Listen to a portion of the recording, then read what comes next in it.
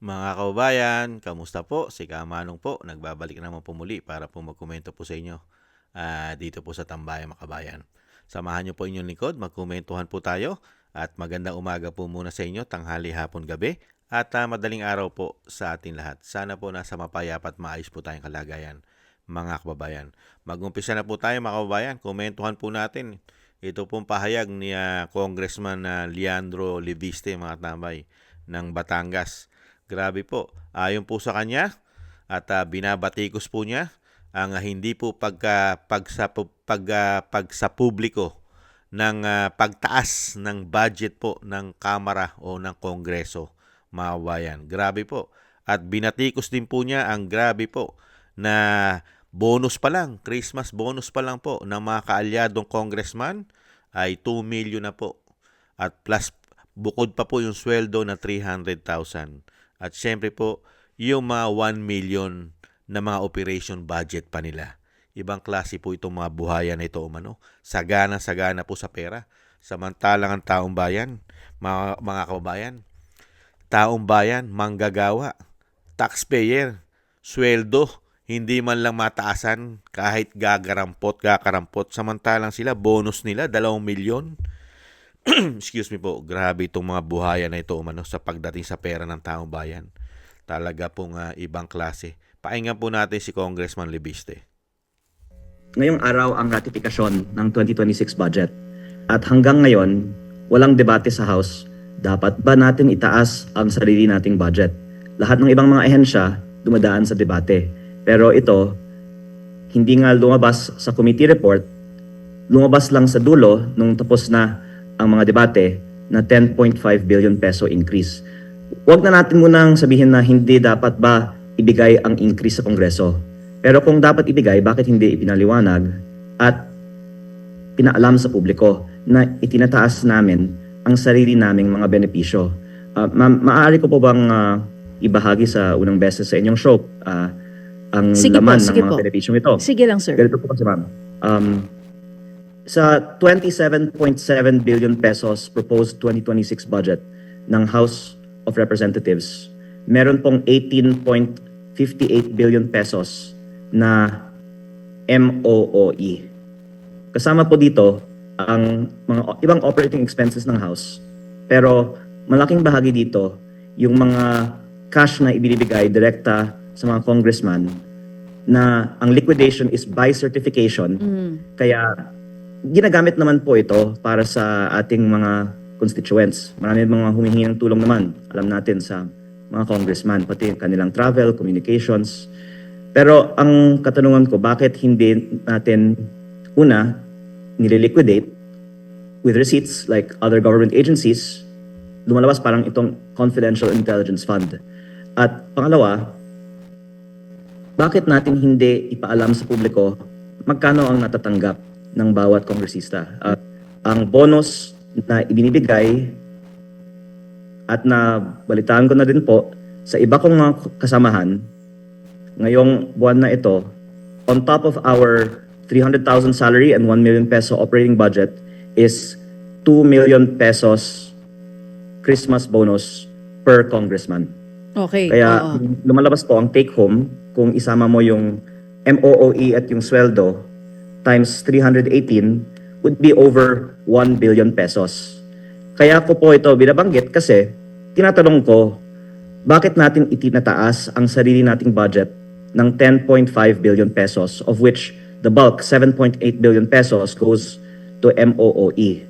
At ang lumalabas po, kasali sa fund na itinataas natin ang pambayad sa sarili naming mga bonus. Kasali ang 2 million pesos per congressman ngayong araw na ito. Grabe, no? Mga tambay, ibang klase po sila. Paggawa po sa kawalanghiyaan at katarantaduhan umano. Mga kababayan, sanay na sanay po pagdating po sa pagkakapirahan ang mga demonyo at mga hayop na mga politiko umano sa ating bansa. Ibang klase, no? Kaya totoo po yung sinasabi ni dating Pangulong Duterte. Kaya nga po ayaw nilang buksan ang libro nila. Dahil sila po pala talaga, ayon din kay Miss Sas. Di ba?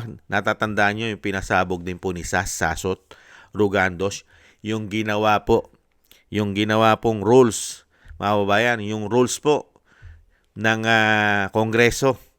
Sino po gumawa niyang mga rules na yan? Hindi po ba ayon kay SAS? Si Senator Lacson, yung MOOE, yung yung liquidation by certification lamang. Ayan, pinatunayan na po ni Congressman Libiste, Leandro, na yung pera po at pagtaas, mga kabayan, walang debate, itinataas po nila ang kanilang budget ng mahigit 10 bilyon at yung halos po na sa kabuuan po nila ng 20 plus billion at yung 18 plus billion ay mapupunta lang po dito po, mga kabayan, sa tinatawag nilang MOOE, mga kabayan. Yung kanilang liquidation by certification lamang na lumalabas ay para daw pong confidential fund. Ibang klase. At syempre po ang tumataginting po na mga bonus po nila na 2 million Christmas bonus. At meron pa silang regular na sweldo na 300,000 na mga bawat congressman umano. At syempre po, ang mga 1 million operation ang ginagamit po nila yun 1 million na operation budget. Kaya nga po kung susumahin nga raw po mga tambay, ay aabutin ito ng 1 billion, mga kababayan. Ibang klase, no? Kaya po hindi po magbubukas ng libro ito mga demonyong mga kurap. Hindi naman po lahat dyan kurap eh. Meron pa naman po natitirang matino-tino ng mga congressman dyan sa House of Representatives, mga kababayan. Kaya lang po, napakarami po dyan. Majority po yata ay talagang mga magnanakaw umano dyan po sa House of Representatives. Kaya nga po, sunod-sunuran po yung mga yan eh. Dahil po, busog na busog po sa pera ang mga demonyong yan umano. Kaya po, lahat po gagawin po talaga nila. Kaya po nagsiyaman talaga itong mga politiko na ito. Hindi na po nahiya. Ibang klase po. Mga congressman, bonus, Christmas bonus, 2 milyon. Samantalang ang mga Pilipino naghihirap, nagkakasya. Sasabihin pa sa atin, 500 daw po ang gagamitin natin sa mga Noche Buena. 500 piso. Samantalang sila, bonus pa lang, 2 milyon na. Yang mga hayop na yan umano. Grabe, no? Billion ang budget nila. Tapos mababalitaan mo, totoo pala. Lahat ay totoo. Ang kanilang mga budget na hinahawakan, karamihan po ay wala pong mga resibo, walang receipt. Liquidation lang by certification. Napakasarap, mga tamay. Naging legal na po yata umano ang pagnanakaw nila. Ginawa po nilang legal ang pagnanakaw nila umano. Ang corruption po nila, ginawa po nilang legal, mga kabayan. Hindi po ba? Legal na. Biruin mo nga naman. Wala kang resibo. Liquidation mo lang. Lalagyan mo lang ng certification. Yung mga hawakan mo, MOOE, ibang klase. Ibang klase kayo. Ibang klase, mga kabayan. Kaya po tamang-tama po talaga sinasabi ni Cara David sa mga tao na ito eh. Mga kabayan, tamang-tama po lahat ang sinabi ni Cara David sa ating sa mga tao na ito. Ibalik tanaw po natin si Cara David, mga kabayan. Ibang klase itong mga tao na ito. Kaya yung mga wish ni Cara David, huwag mong basa. Magandang gabi po sa inyong lahat. How are you, UP Diliman? Buhay pa ba kayo? Siyempre buhay kayo kasi hindi kayo kurakot. Mga kurakot lang ang mamamatay. 4 pa lang napapatay ko eh. 4 na ba? Gusto natin mas marami pa, Gian, di ba? Marami kasi din pinapatay yung mga kurakot eh. So, Busy pa ata si kamatayan eh.